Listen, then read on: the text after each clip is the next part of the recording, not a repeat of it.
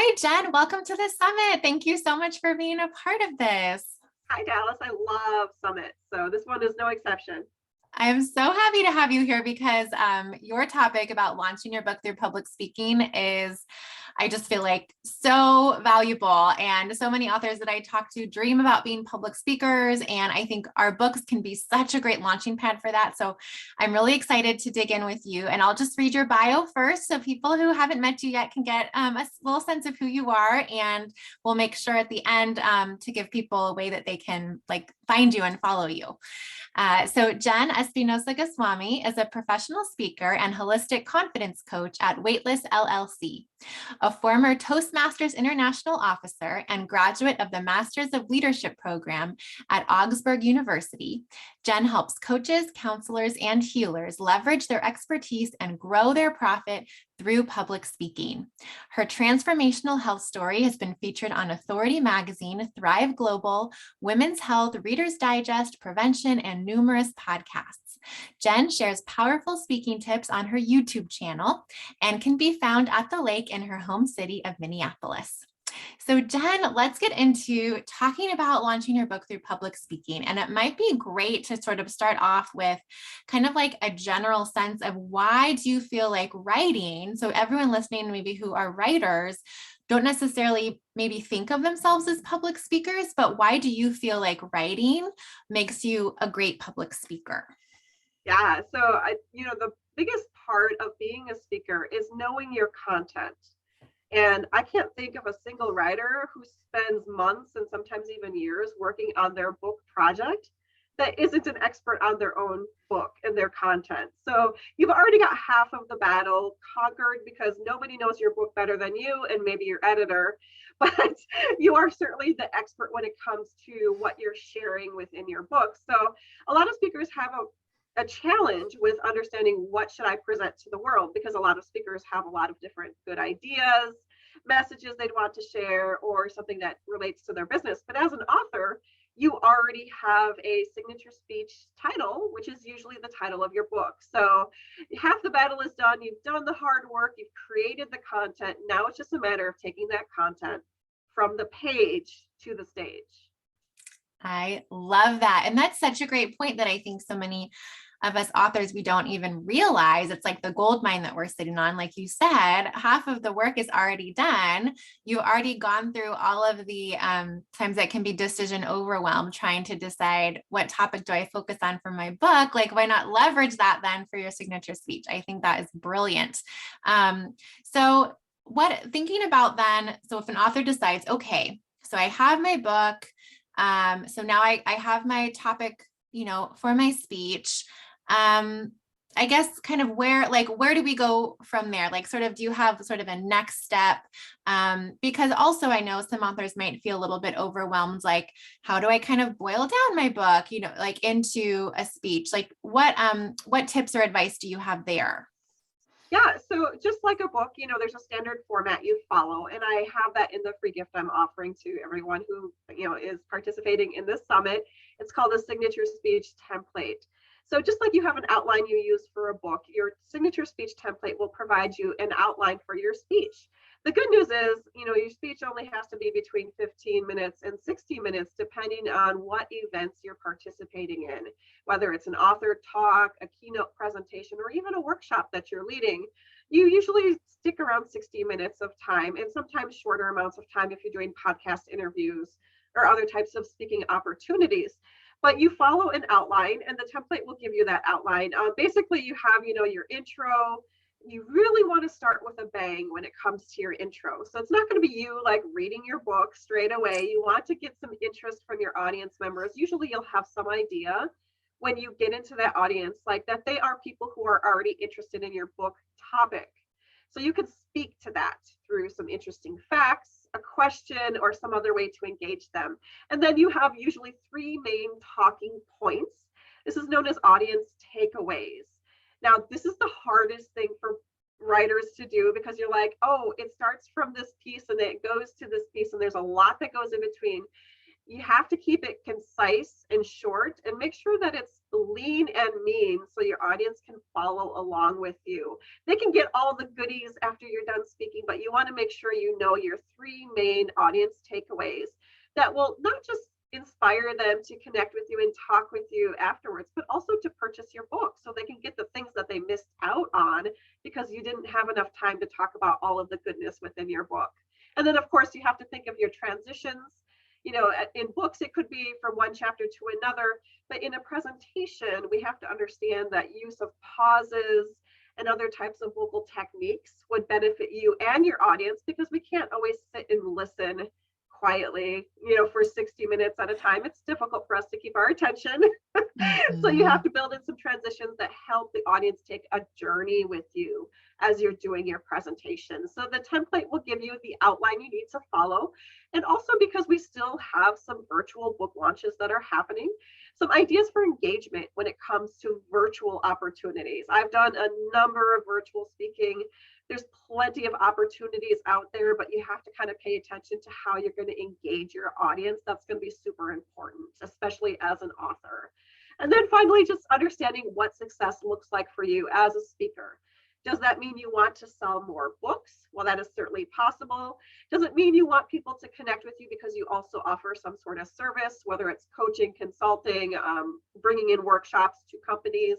You know, understand what success looks like for you. If it's just to sell more books, kudos to you, and you can get really clear on how you build and format your speech along the way. I love that. So many great tips wrapped up in that. I love how you're making the distinction between in-person events and virtual events, because I do feel like they are so different, and trying to really engage the audience, you know, is a little bit different with in-person events versus virtual events. And then also, I loved what you were talking about as far as when we're thinking about our speeches, like the speech version of your book, and really focusing on those audience takeaways. And what came to mind for me was this idea of it being almost like a little appetizer for your book, right? You're trying, especially if your goal is to sell more books, you don't want to be giving away all the information from your book in your speech. You want to just kind of whet their appetite where you're giving them some takeaways, but then they'll be, like you said, really eager to talk with you, to buy your book at the end. That seems like a really great way of approaching it. Think of your book event as a happy hour. You're there to have a good time, to connect with people, to do some small talk, have some appetizers and delights, but you don't want to give away the entire meal. You save that for your book. Yes, I love that. Well, and do you have some additional tips if we're thinking about a speech as a way of, you know, showcasing ourselves, maybe whatever our goals are, whether it's to sell copies of our book or get people interested in our other offers or programs? Do you have any tips for selling through speaking in a way that, you know, that feels good and aligned? Yeah, well, it's that uncomfortable thing, right? You could be tabling at an event where you're book signing and people come up to your booth and it's super uncomfortable and they're looking at you, you're looking at them. Luckily, when you have something to present, it's a little bit of a different flavor.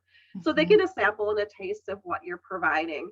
An important thing that a lot of speakers don't get right, especially if they're speakers who came from like a mission-driven kind of talk, like TED Talk, people who share a very personal, private story that they haven't shared for anyone, and they're suddenly coming out with their story.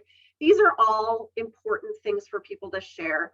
But at the end of the day, we forget that we want the audience to take some sort of action, right? Maybe it's they're going to think differently. Maybe it's they're going to buy something. They don't necessarily have to buy something.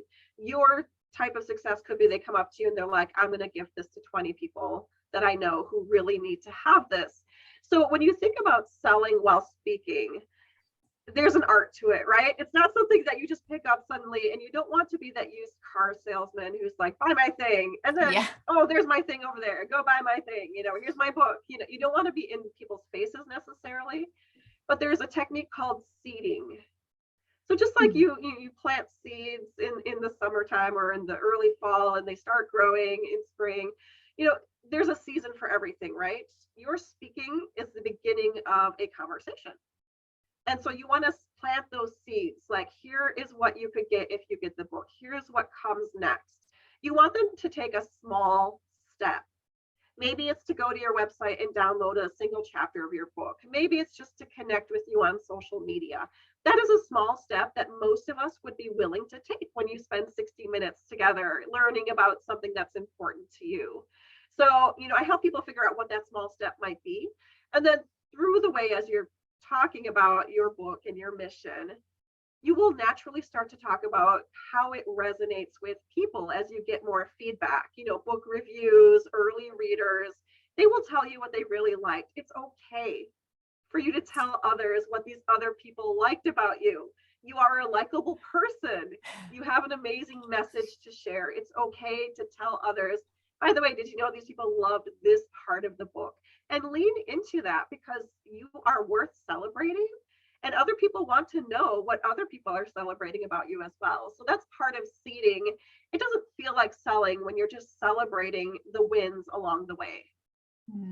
I love that. I love that term, seeding. And it also makes me think of, I think a lot of us are maybe more familiar with doing this type of selling when it comes to our business or social media, right? Like it's so common to have testimonials from clients like on our website. None of us would feel awkward or bad about that. But I think you're right that sometimes with speaking, we almost shy away from sharing these, wonderful feedback from other people. But I agree. I think it just makes it feel like this wider conversation. It's like social proof. And so if I hear that somebody else loved a certain part of a book, it makes me more curious, like, ooh, well, maybe I would like that too. So that seems like a really gentle and nice way of kind of priming them to be more interested. Yes, and understand that people will want to connect with you. So make it easy for them. I mean, I'm a lazy person. I don't always take all the action steps I need to improve my life. And everyone is human. We have a lot of things taking our attention and time. So make it easy for your audience to have some way to connect with you afterwards. That's a great tip too, because it's free for them, right? Whether they're connecting with you on social or joining your newsletter list, maybe it's like the baby step towards then eventually buying your book. So I love that idea of having like a free way for people to connect with you and follow you. Such great tips. And do you have any, I guess, like you've worked with so many people in improving their public speaking, and you mentioned, sprinkling in especially those pauses and having those key audience takeaways, doing the seeding. Are there any other, I don't know, like big tips that you have, or things that if someone comes to you and says that they're a little bit anxious or they don't think of themselves as a confident speaker, like, do you want to kind of share a final tip with us before we get into your free gift? Yeah, well, I will share a small burst of encouragement. I've been a professional speaker for over 10 years, and that means I get paid to speak. And almost 100% of the time when I'm submitting my application or making that connection with event organizers, they ask me if I have a book. If you have a book, you are practically a shoe-in for most speaking engagements. And I can say that as someone who doesn't have a book. And I'm still making those connections and still doing those speaking engagements. But I can tell you, people who do have books or multiple books are those who are doing the bigger presentations. So don't let your current relationship with speaking stop you from thinking that you can get up on that stage. And then I would say also, you have a message to share. And I know speaking is not the same as writing. Like if you get stuck when you're writing, it's just you and your computer, right? Or it's just you and your pen and paper, or you and your audio translator. Nobody knows if you mess up when you're writing. It's a little bit different when you're on stage. And it's a little bit different when you're in the moment, off the cuff, or you have someone in your audience who asks a question and you have no idea what to do with it.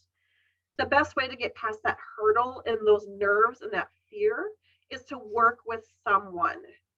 Prepare, practice, and understand that there is a path for every author to get to the right stage for them to sell more books. I love that encouragement. So true. Well, that's a perfect segue with working with someone. If you want to share, people can work with you to become better speakers. And what is, you mentioned your signature speech template that you're giving away as a free gift. Do you want to just tell the audience how they're able to access that? And then we'll also get into the best ways they can connect with you too. Yeah, absolutely. So my signature speech template is available at bit.ly/signature speak, not speech. And you can find me at waitlistchronicles.com is my website, or I hang out on Instagram at Jenn with 2 N's Spingo. Those are the best ways to connect with me. You can also find me on LinkedIn. If you go to my Instagram, my LinkedIn is on my bio link as well. So feel free to connect with me. And like I said, your book is already pretty much your signature speech. So from there, you just need to know the format, right? I show you the path and the template. And if you want to connect with me, I also offer mini coaching sessions. So if you're like, okay, I have my book, I had a little bit of because a lot of publishers will give you assistance with some marketing, just very basic marketing principles and techniques. That's a good place to start. If you want to take some of those things and make them into a pitch that you can submit today, I offer mini coaching around that. 30 minutes worth of free mini coaching. We can get you ready to know what to do with those marketing materials so that you can submit those applications and start getting in front of audiences who will love to hear more about your book. So fabulous. Thank you so much for sharing these great tips with our audience and kind of whetting our appetite with there's more to learn from you, but you gave us some great takeaways, and just really so grateful to have you as part of the summit. Thank you so much, Jenn. Thank you, Dallas. Have a wonderful time at the summit.